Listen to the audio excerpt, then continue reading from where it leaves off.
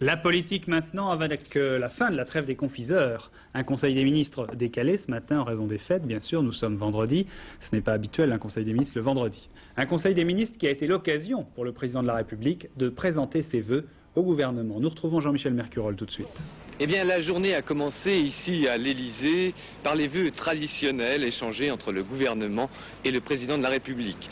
Arrivée groupée et à pied des ministres dans la cour du palais présidentiel, salués par la musique de la garde républicaine. François Mitterrand a d'abord souhaité au gouvernement d'aborder cette année électorale avec bon pied, bon œil. Il a remercié l'équipe au pouvoir de la lourde tâche accomplie. La preuve est faite, a-t-il ajouté, que l'on peut à la fois mener à bien les réformes sociales et structurelles et obtenir en même temps les résultats d'une bonne gestion économique. Laurent Fabius a souligné lui aussi les acquis sociaux et économiques, puis il a souhaité que le gouvernement prenne une part très active dans la campagne électorale. Selon lui, la question simple à laquelle devront répondre les Français sera « Êtes-vous pour ou contre une équipe qui fait gagner la France ?» Ensuite, s'est déroulé le tout premier conseil des ministres de l'année.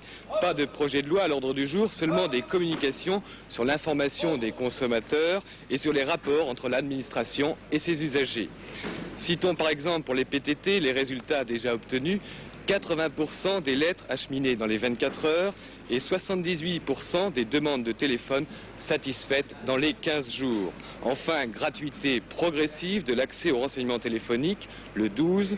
Depuis 3 jours, cela fonctionne déjà dans les cabines téléphoniques. Enfin, dernière information, M. François Schoeller, le président de TDF, mis sur la sellette à propos du contrat de diffusion conclu avec la 5e chaîne, a été reconduit dans ses fonctions.